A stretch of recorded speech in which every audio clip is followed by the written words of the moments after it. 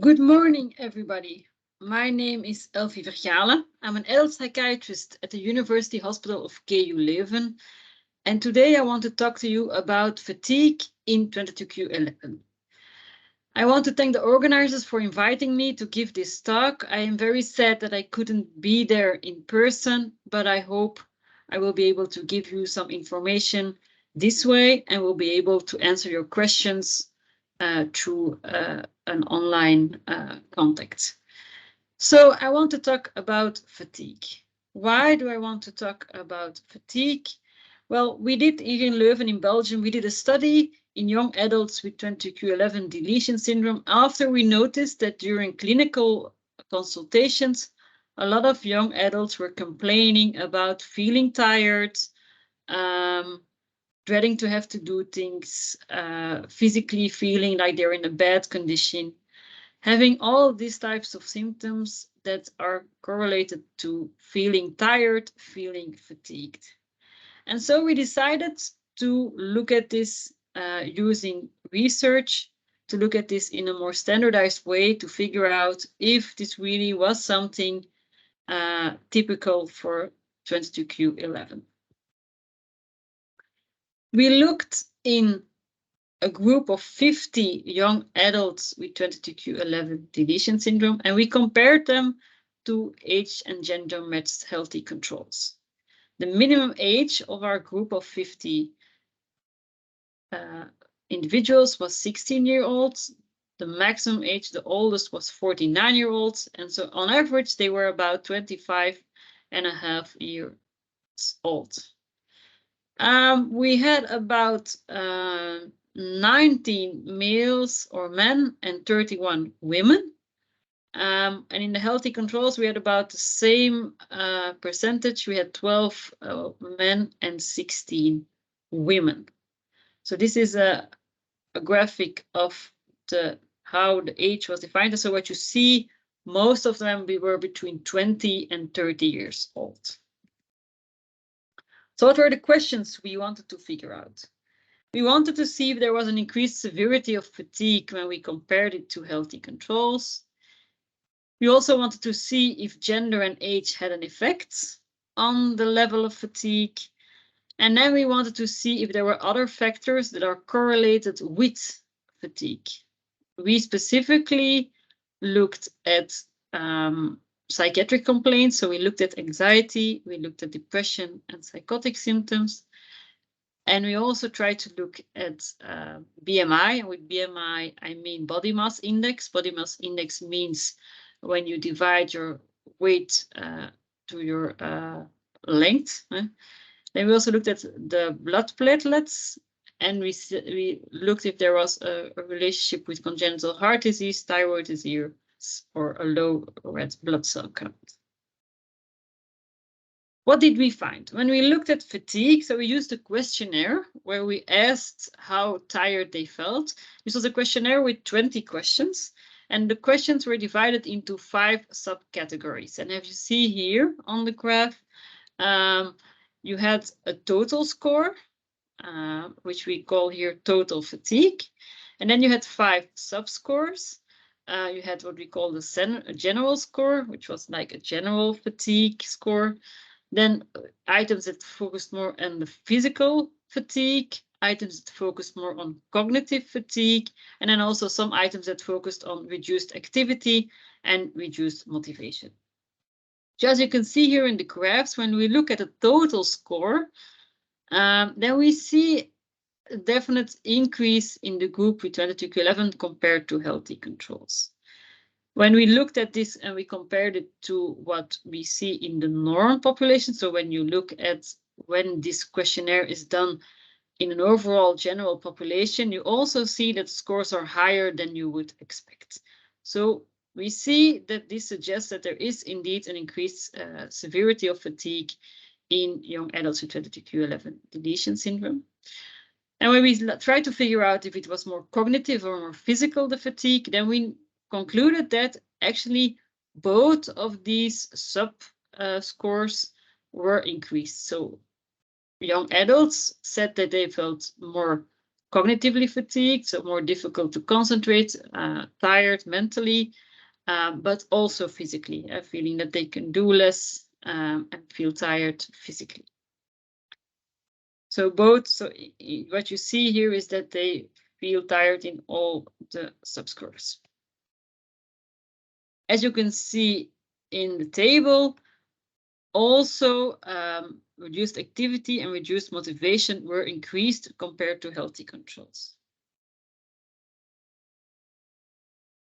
Then when we looked if we saw a difference between for gender and age, then we concluded that actually, which is not what you expect, that there was no correlation between age and fatigue. And we tend to think that actually when people get older, they might feel more fatigue.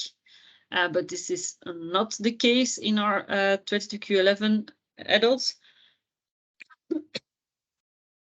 And in addition, when we looked at gender, we did see that there was some difference. As you see, it is a significant difference, although it seems to be a small difference. So what we see is that overall, women were reporting more fatigue, and this was physical as well as cognitive fatigue. Then we tried to figure out if we saw a correlation or relationship with other symptoms, try to figure out what could be causing the fatigue. Of course, we did a study where we only looked at one time point. So that means that we can't say based on our study if anxiety is, for example, a consequence of fatigue, or if the fatigue is caused by anxiety, or if there's even one thing that is causing both. So this you have to take into account. But what we did see was there was a strong relationship between anxiety and fatigue. This means when anxiety scores were higher, reported by a questionnaire that people filled in, fatigue was also higher.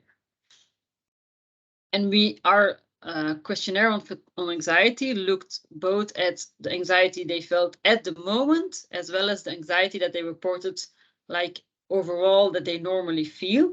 And so you see that both of them were significant, and you see a very strong relationship between anxiety and fatigue.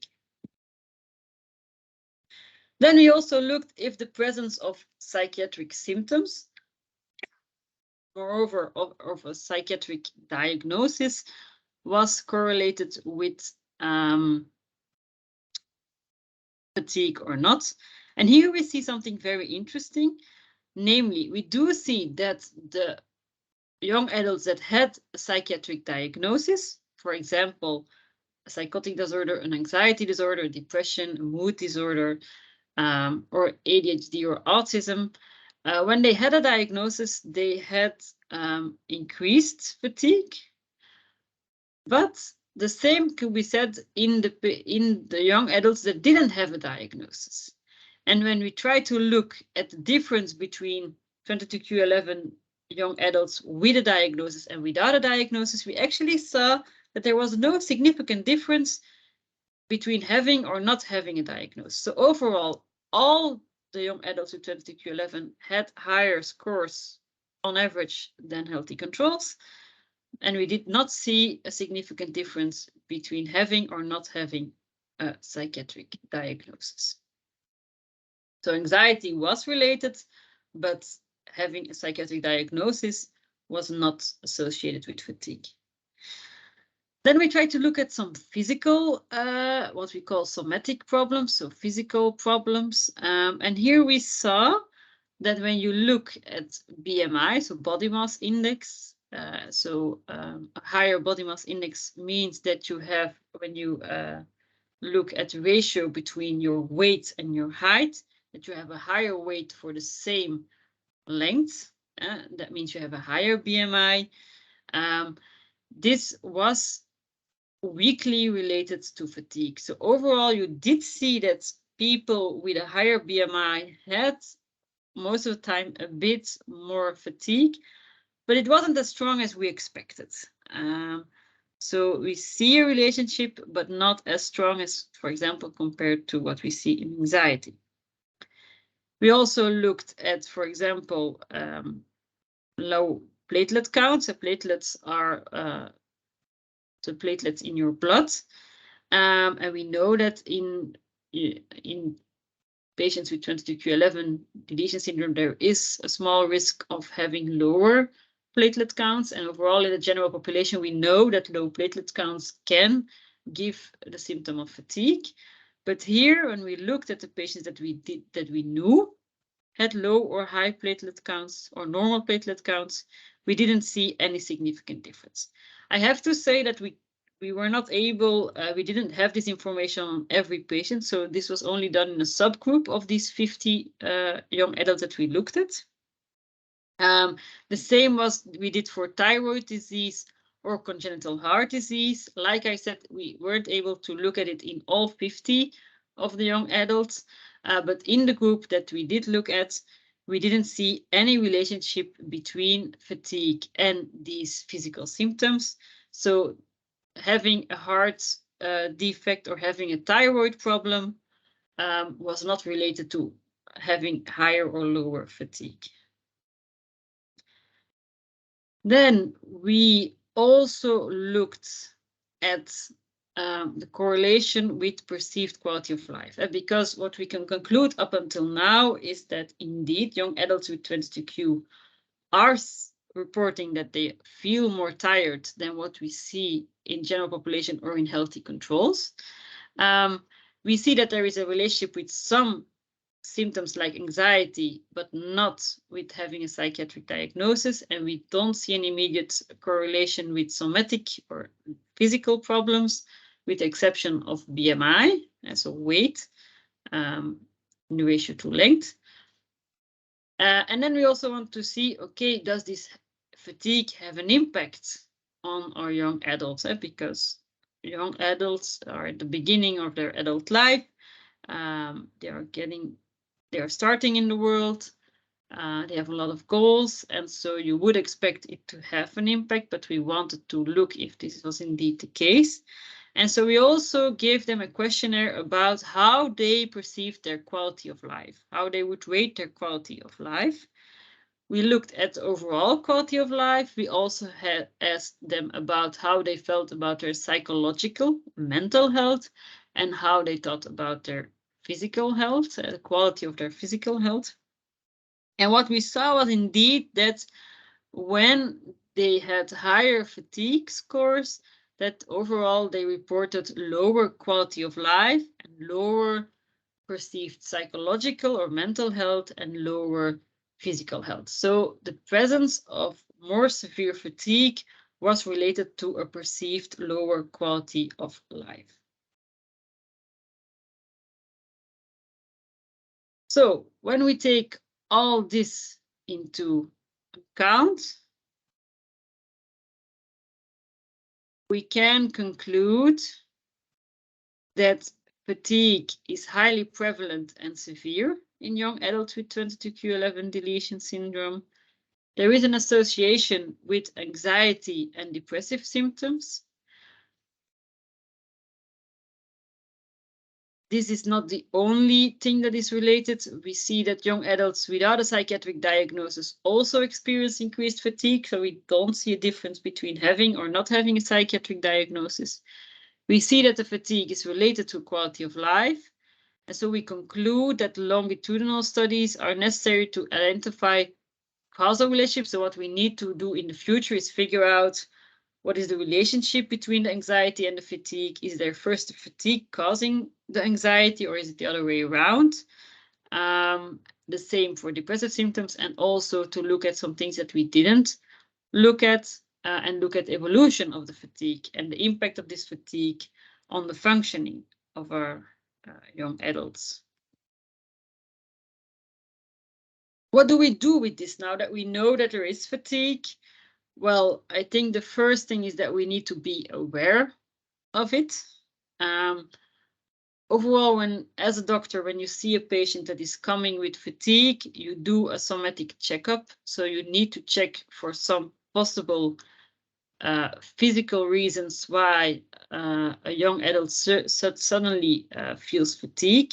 This includes things that are more prevalent in young adults with 22q, thinking about cardiac problems that have been diagnosed in the past that needs to be followed up, but also what we call endocrinological or hormonal problems. And then more specifically, we focus on problems with the thyroid, but also when you have, for example, low calcium and low vitamin D, this can also cause fatigue, and this is also more prevalent in our young adults. And what we call hematological or problems with the cells in your blood, either the platelets or anemia, can also be a reason why people feel tired. But also immunological disorders. We didn't look at this in our study, but it is known in general population that when people have, for example, an autoimmune disease, take, for example, rheumatoid arthritis or psoriasis or diabetes, they can have more fatigue. And then an important thing that I will discuss in the next slide is sleep, because of course we know if we don't sleep well, we can also feel tired during the day. And what we, of course, also know is, one, we know in general population that fatigue can be related to psychiatric symptoms. And here in 22q, we already know that anxiety and depressive symptoms are associated with fatigue. We don't know the direction of this relationship yet, but it seems logical that we need to treat these things in a good way. And so especially anxiety is an important thing to think about when our young adults or our child with NCQ11 starts complaining about feeling tired. When we are thinking about sleep, it is important to know that recent studies show that sleep problems in 22q are highly prevalent. One study from our colleagues in the United Kingdom has shown that about 60% of their of the group that they looked at was reporting sleep problems. Most of them reported restless sleep and insomnia. And insomnia can mean that they have trouble falling asleep, that they wake up during the night and have trouble falling asleep again, and having like a very low sleep quality. Interestingly, in this study, they also saw that these sleep problems were associated with the presence of anxiety and ADHD. So this is again anxiety coming back. But so if we have sleep problems in 22q, we need to take care of it. And what do we do when we have sleep problems? Well, on one hand, the most important thing is what we call sleep hygiene. And sleep hygiene is something that you can really find on the internet easily. This is a couple of things that we can do, lifestyle choices like eating regularly, having a good routine, having routinely social contacts, but also some things like avoid looking at screens before you go to sleep. Don't drink caffeine or coffee or Coke, anything that is waking you up after 5 or 6 in the afternoon. Also not eating too late at night, trying to avoid stress or at least figure out some techniques to deal with stress. And again, have the same routine. Also some things like when people are lying awake in their bed, don't lie awake in your bed more than 30 minutes. If you lie awake more than 30 minutes, get up, go sit somewhere until you feel tired again, then try to go to sleep again. Don't stay in your bed during the day. Your bed is only for sleeping, so use it when you are going to sleep, not to do other things. And these are the most important things you can do to improve your sleep. here in Lueven, this is not something that we looked at in research, but what we did see is that, for example, breathing exercises are helpful for our young adults to help them go to sleep when they have trouble falling asleep. Another important thing that you should discuss with your doctor when there are sleep problems or fatigue is the possible presence of obstructive sleep apnea. Obstructive sleep apnea is a disorder that is where you actually have trouble breathing while you're sleeping. This can be because of several things. For example, when you have a very high weight, this can cause trouble. We also see normally in general population, we see this in older adult males who have a high weight. But of course, because our patients with 22q11 also have problems with their throat, this can also cause a bit of obstruction, especially when they are lying on their back. And so obstructive sleep apnea is correlated with some specific symptoms of fatigue, headaches, waking up during the night, snoring.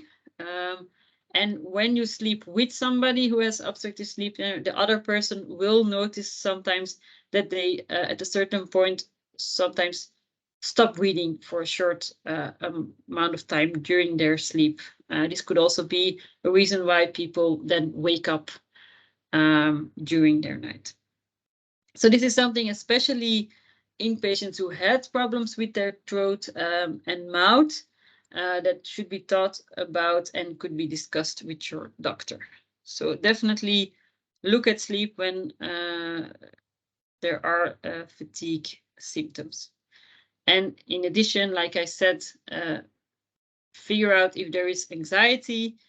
And if there is anxiety, also breathing exercises can help, relaxation exercises, figuring out how to try to relax and try to find some things that can distract you from your anxious thoughts.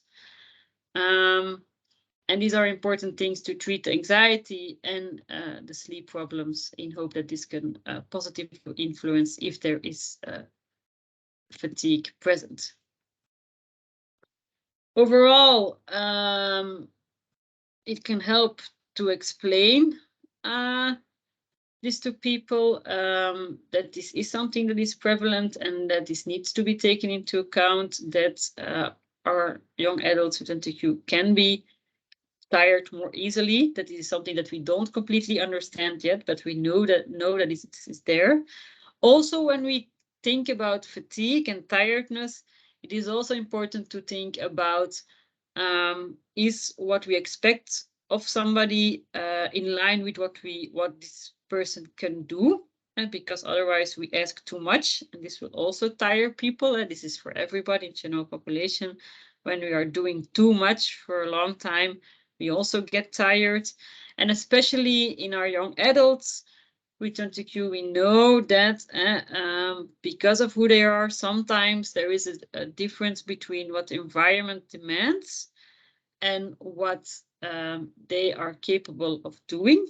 And so it is important to think about not only figuring out how a young adult with 20Q can do what we expect of them, but also question if we are asking too much and maybe adapting the environment to the possibilities and the capabilities of a young adult with 20Q.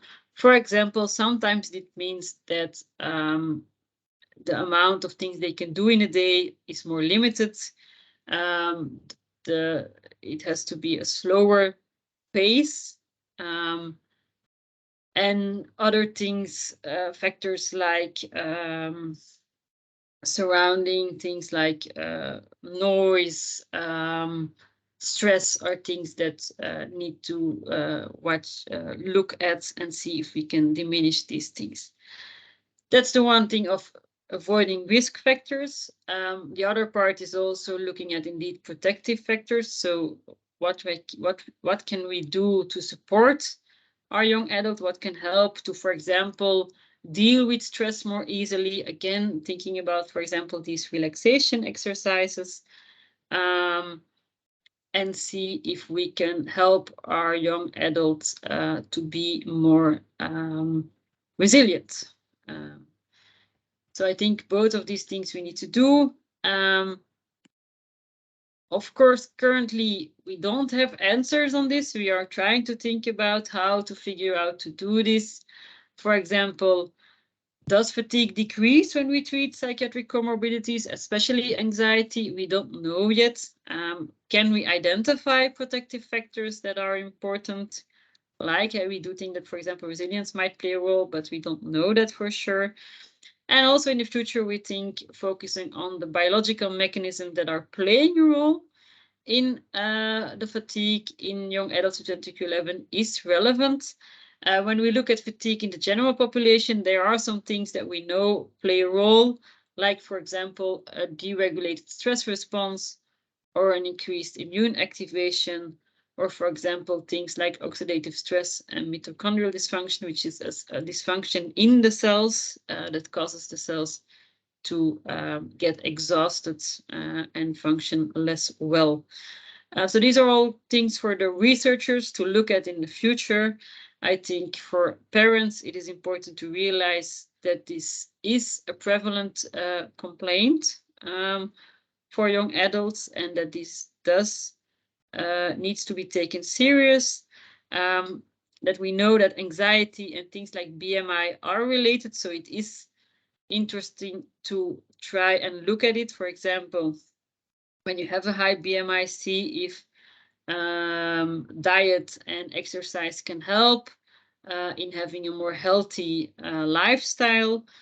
Look at sleep, and maybe think about, for example, relaxation exercises to help with anxiety and to help with sleep, in hopes of maybe decreasing the fatigue that is there. I also hope that in a couple of years I will be able to tell you a bit more, have a bit more answers, but I hope this will already give you a way to think about it, discuss it with your doctor if there is a concern, take the necessary actions to check if there are some things that need to be treated that can be related to fatigue, and adapt maybe the environment if necessary to help your young adult or a child function, even if there is more tiredness than with somebody of their same age. So here I want to conclude. I want to thank you all for your attention. I want to always thank the young adults that participated in our study and the families that were involved. And I want to thank my colleagues at the research group in Leuven, specifically Professor Anne Swille and Professor Dr. Anne Vogels, and also my colleagues in the Mind-Body Research Group in Leuven, more specifically Professor Klaas. If you have any questions, I will try to answer them, but also you can also contact me in a later time. You can find my email address here on the slide, elfie.vergaelen@uzleuven.be. And so I want to thank you all for your attention, and maybe until next time, hopefully in person. Bye.